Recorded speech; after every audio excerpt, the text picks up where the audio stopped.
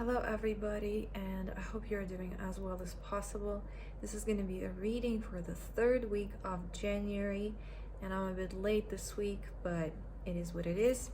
I was thinking to do a pick a card instead, but I strongly felt guided to do this reading for this week as well. So let's see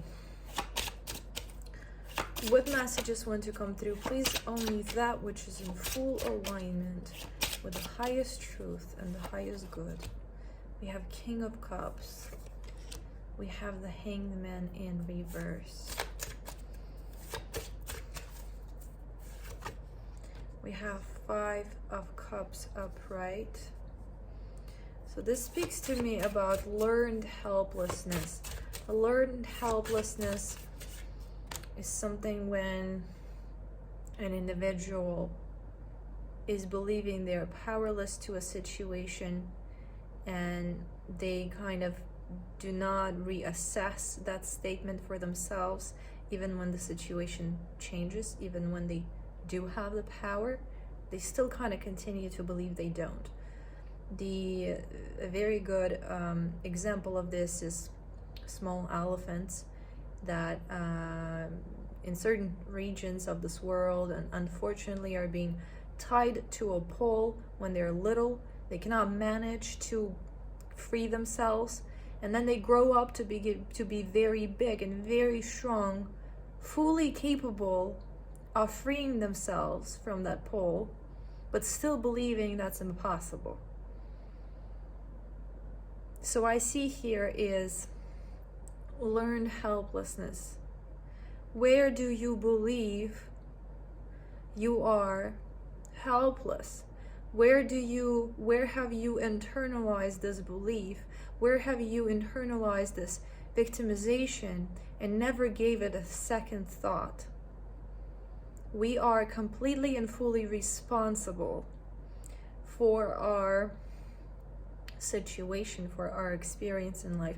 This is not to put blame, this is to highlight our innate power.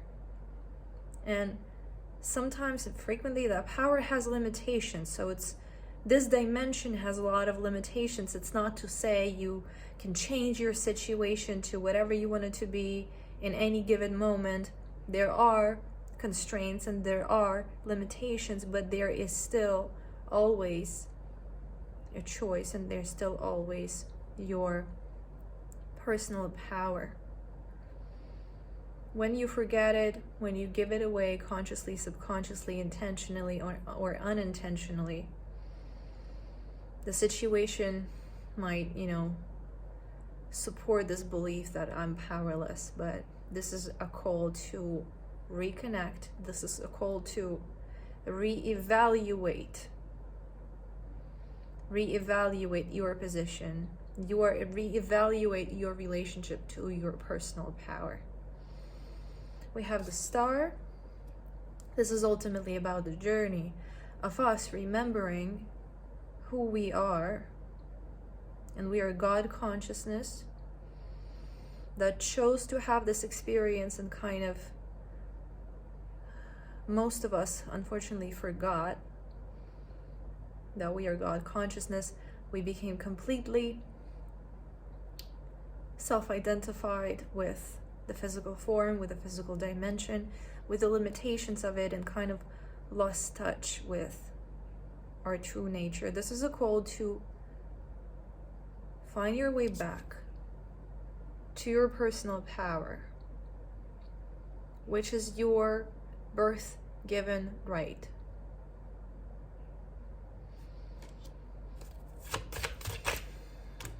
We have 10 of Wands upright.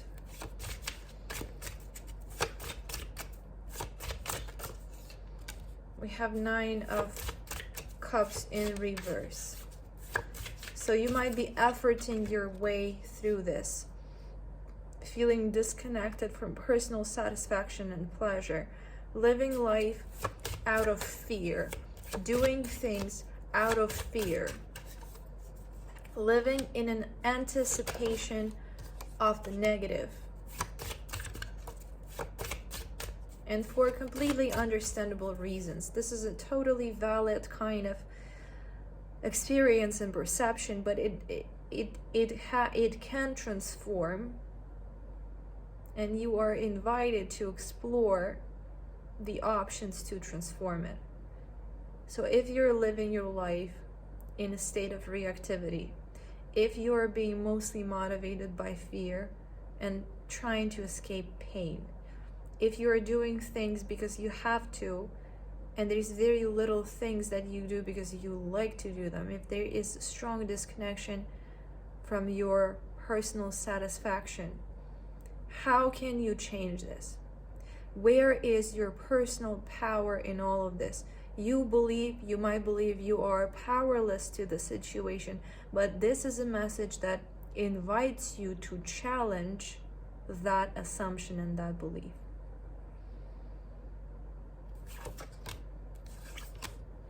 We have Judgment in reverse. We have Five of Pentacles in reverse. We have Five of Wands in reverse. We have Death upright. We have Temperance upright. We have Nine of Pentacles upright. So this is also a call about how most people believe that in order to manifest something there has to be a lot of physical efforting. In order to manifest, for example, abundance, there has to be a lot of physical efforting. This is a belief that if you hold this belief, and a lot of us collectively, we hold this belief. We live in a time-space reality where when you hold a belief, that belief will be supported. Your reality will reflect that belief. So when you hold that belief that you have to effort in order to have something, your experience will kind of serve as a confirmation bias to that. Doesn't mean that's how reality innately operates. Challenging this belief, exploring the idea of mind and consciousness creating reality and shaping the physical reality in ways through which you don't have to effort that much. So basically finding your way to creation, to more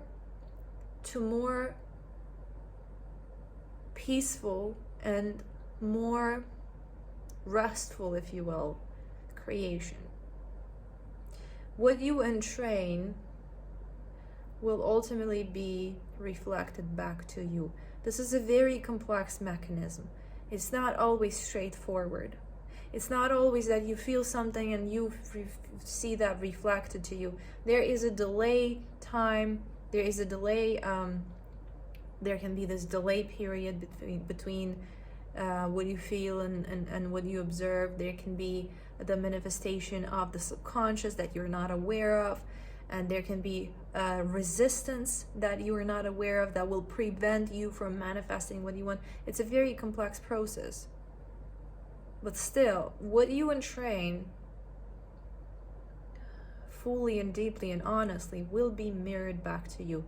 So as you entrain the awareness of your innate abundance, as you hold the belief of effortlessness, okay, that will be reflected back to you more and more. Finding a way to a more effortless existence. This is a message. Dear ones, this is what I have for you for this week, and I really hope this helps somebody. Thank you so much for watching, and I'll talk to you soon again.